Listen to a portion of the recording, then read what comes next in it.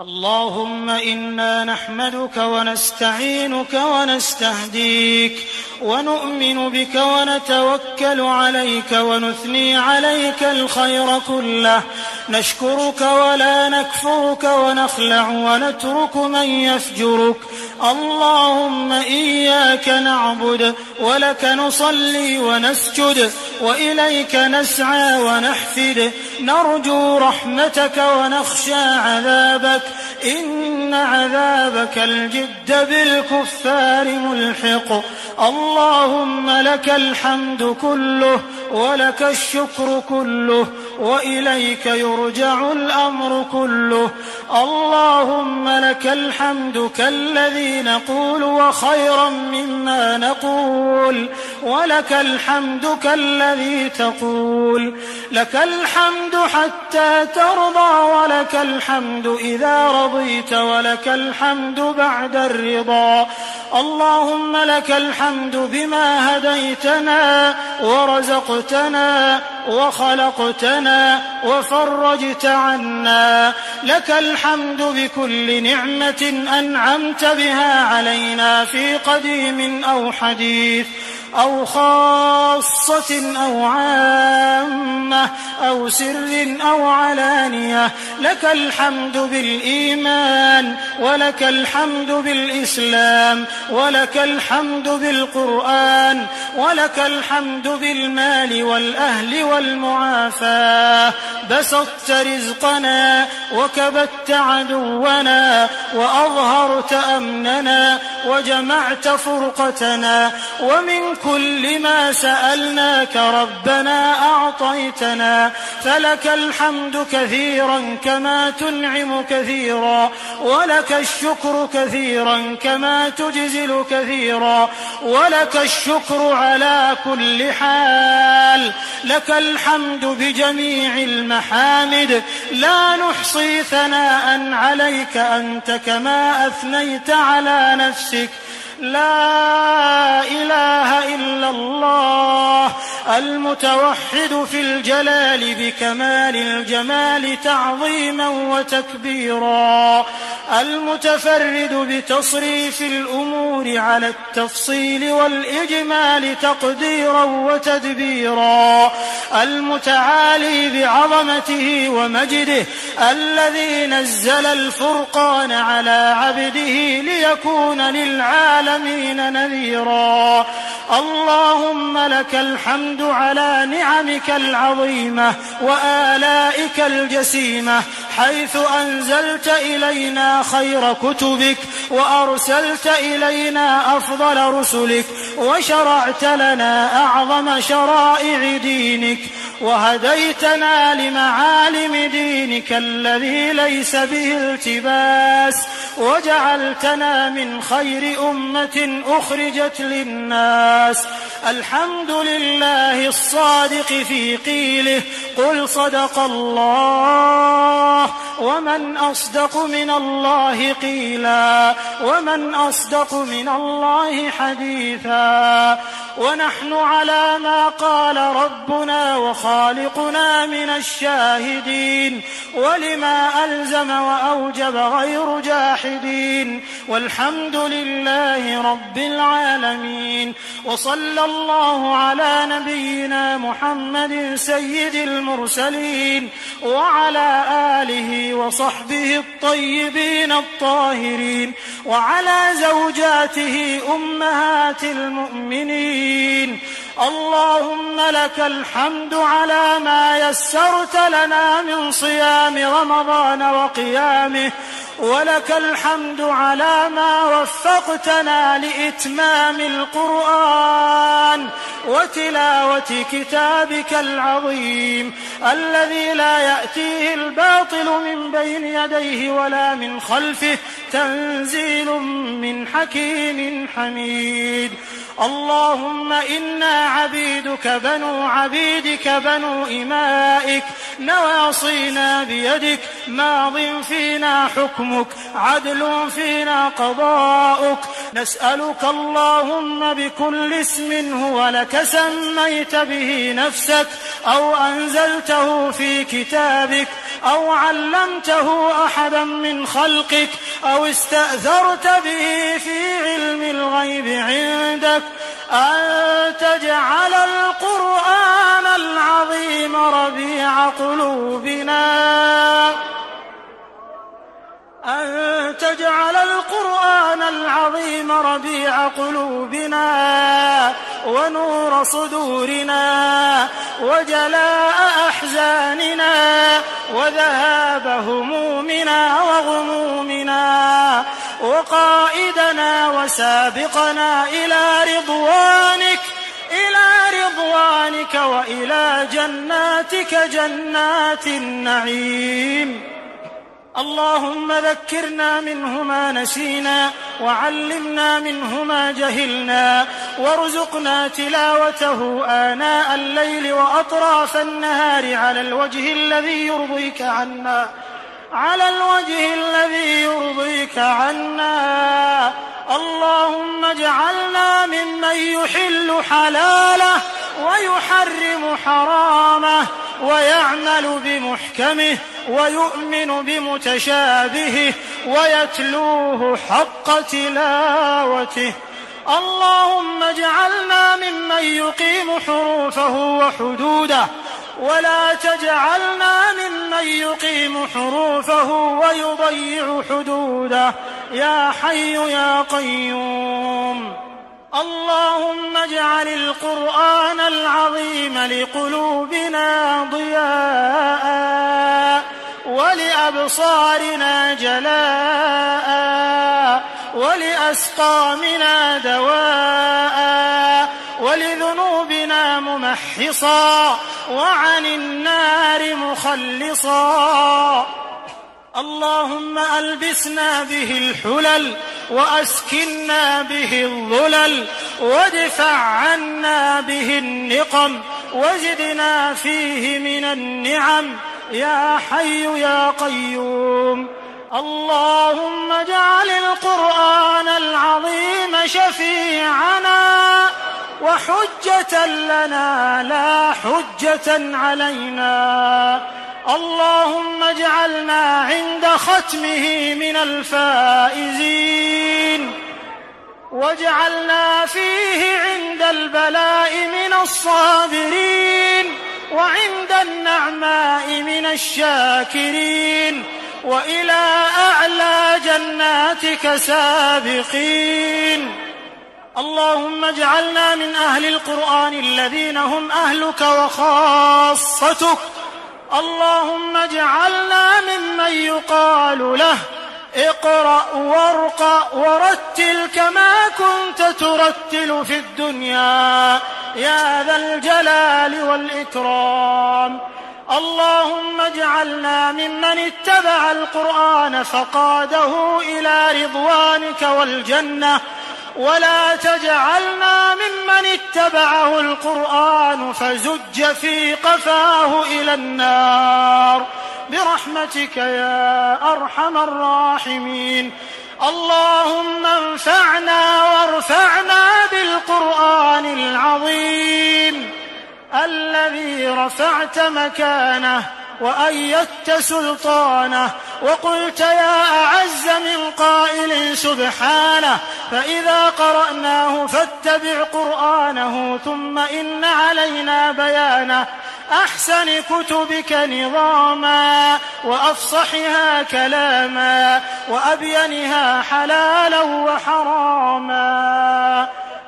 اللهم انقلنا بالقرآن الكريم من الشقاء إلى السعادة ومن النار إلى الجنة ومن الشقوة إلى الهداية ومن البدعة إلى السنة ومن أنواع الشرور كلها إلى أنواع الخير كلها يا حي يا قيوم.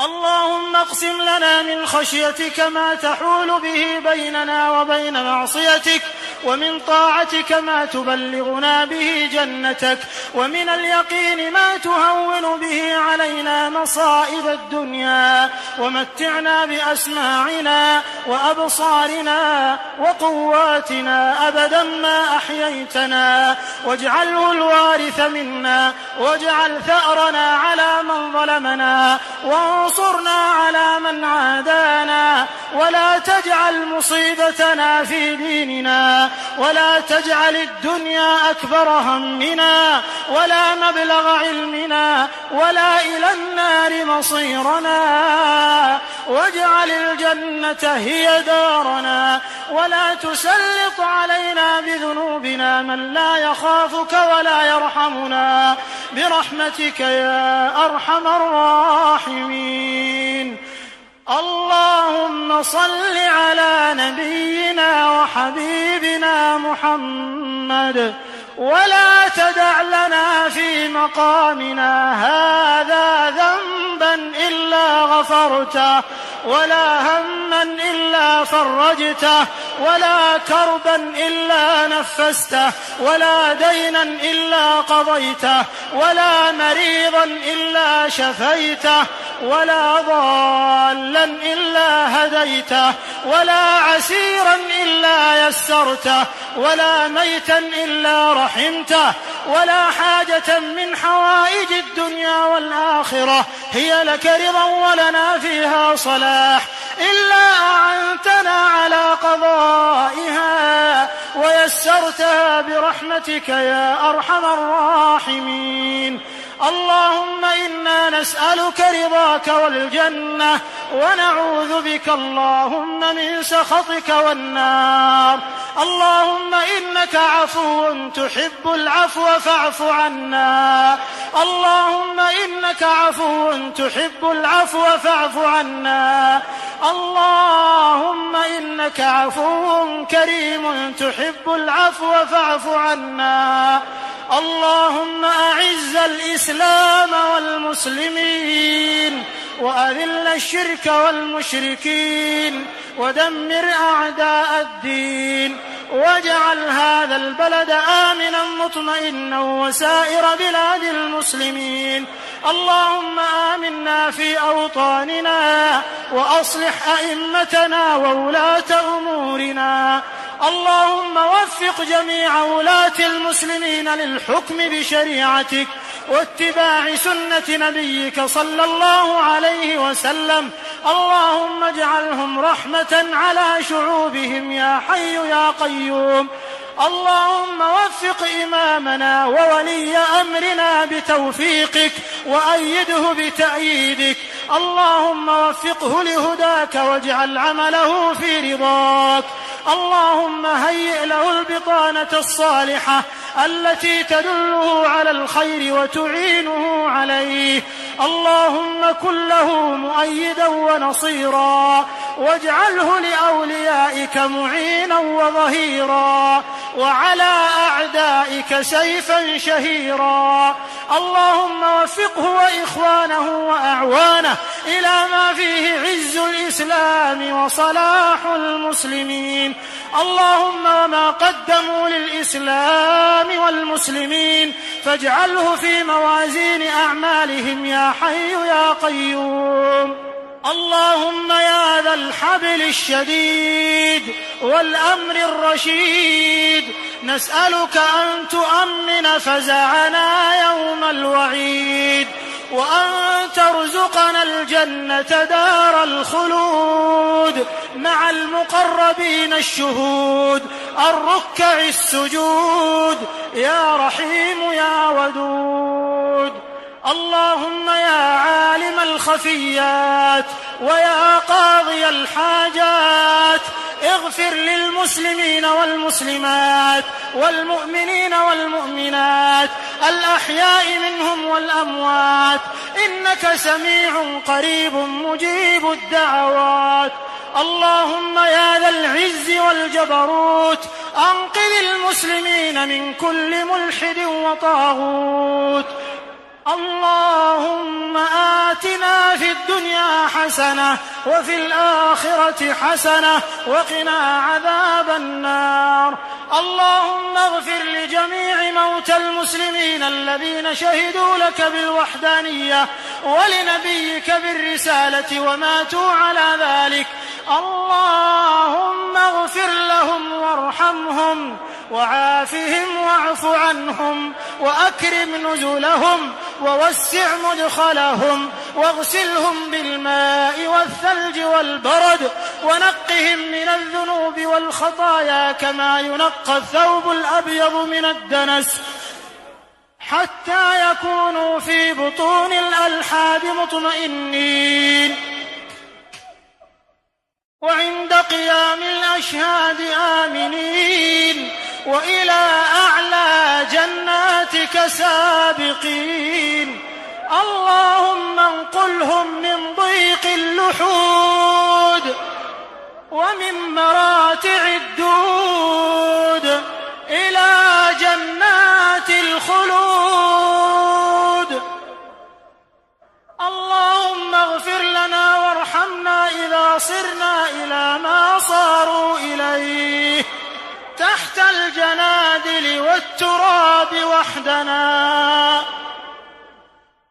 اللهم ارحمنا في القبور إذا وارانا التراب وتركنا الأهل والأصحاب وهجرنا الإخوة والأحباب. اللهم اجعل قبورنا رياضا من رياض الجنة ولا تجعلها حفرا من حفر النار. اللهم ثبتنا عند السؤال. اللهم ارحمنا عند الموت وهون علينا سكرات الموت. اللهم ارحمنا عند سؤال منكر ونكير، وارحمنا إذا خالطنا الديدان يا رب العالمين. اللهم ارحمنا يوم الفزع الأكبر واجعلنا من الآمنين. اللهم ارحمنا عند تطاير الصحف وارحمنا عند نصب الصراط. اللهم ارحمنا إذا دنت الشمس من رؤوس العباد. اللهم أظلنا تحت ظل عرشك يوم لا ظل إلا ظلك.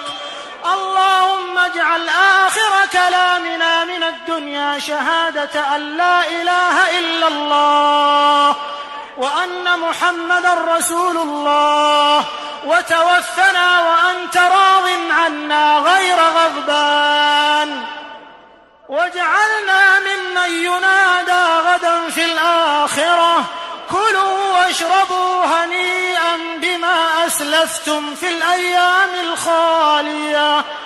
اللهم اجعلنا إخوانا على سرر متقابلين يا أرحم الراحمين. اللهم وفق جميع علماء المسلمين لبيان الحق والدعوة إليه. اللهم انصر من نصر الدين واخذل من خذل المسلمين يا رب العالمين. اللهم انصر إخواننا المجاهدين في سبيلك في كل مكان يا من لا يهزم جندك ولا يخلف وعدك. اللهم منزل الكتاب ومجري السحاب وهازم الأحزاب، اهزم أعداء الإسلام والمسلمين في كل مكان. اللهم أدر عليهم دوائر السوء. اللهم اشدد عليهم وطأتك وارفع عنهم عافيتك.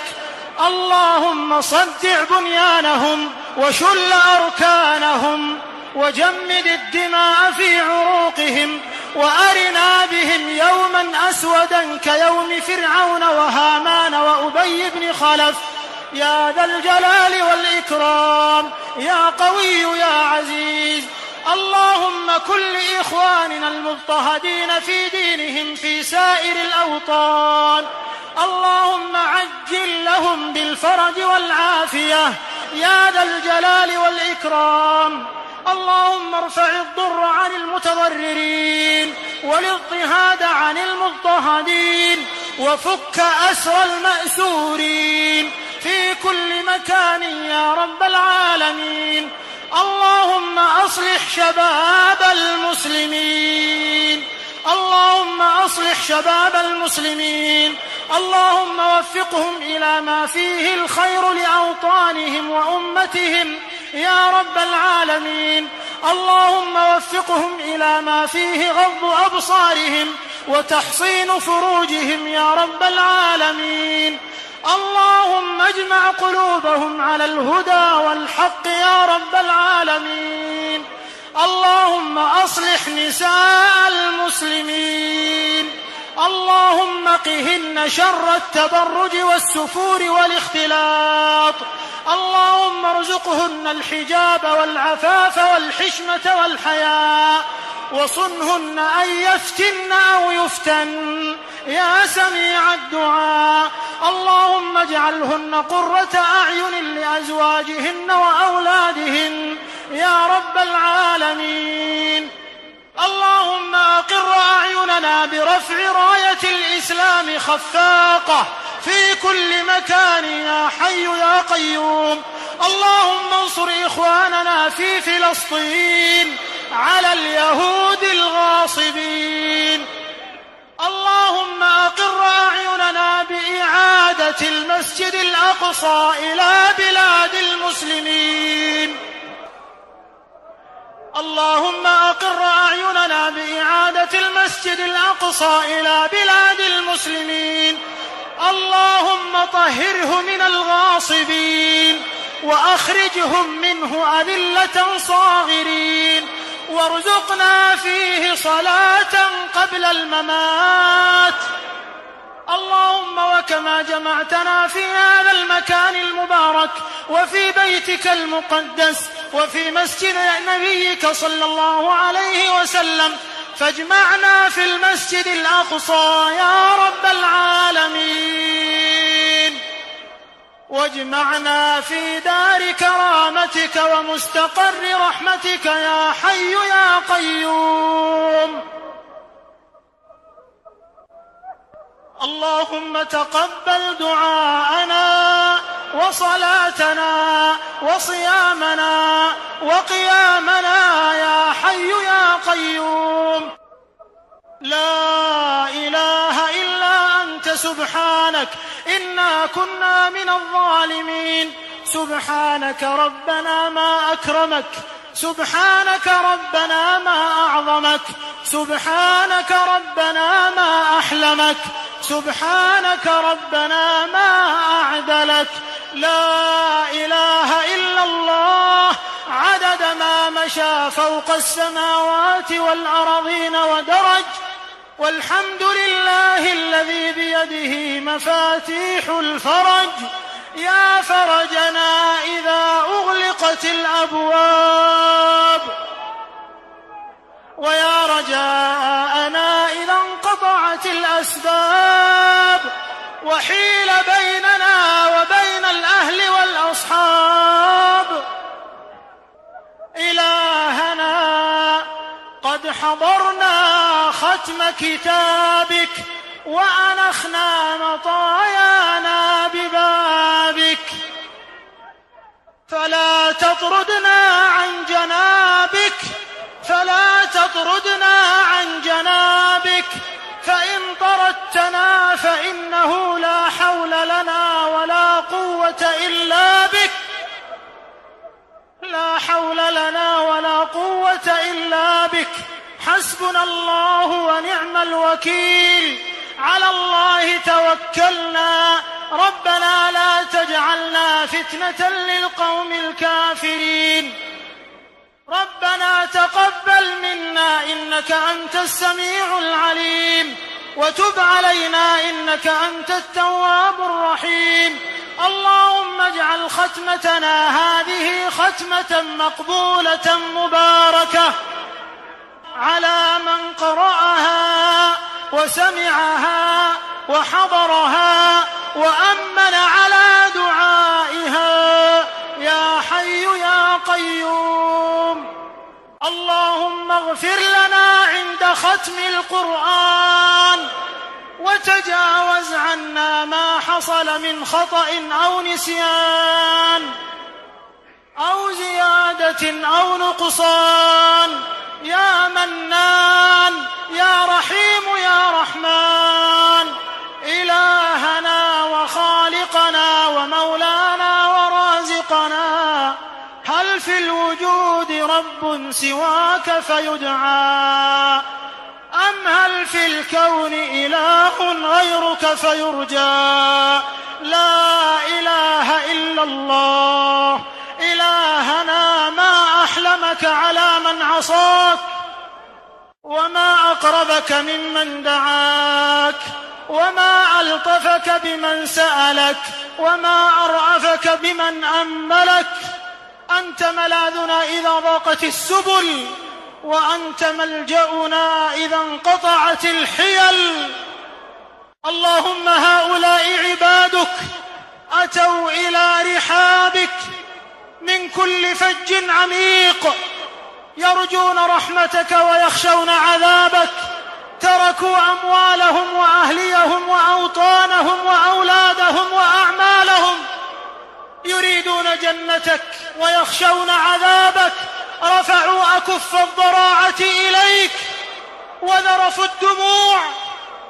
اللهم فأعطهم سؤلهم، اللهم أعطهم ولا تحرمهم، وزدهم ولا تنقصهم، وأكرمهم ولا تهنهم، وآثرهم ولا تؤثر عليهم.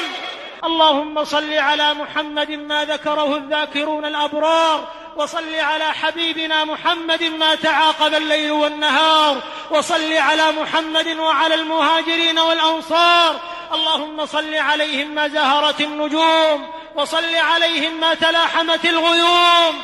اللهم صل عليهم ما أشرق الضياء ولاح، وصل عليهم ما تعاقب المساء والصباح.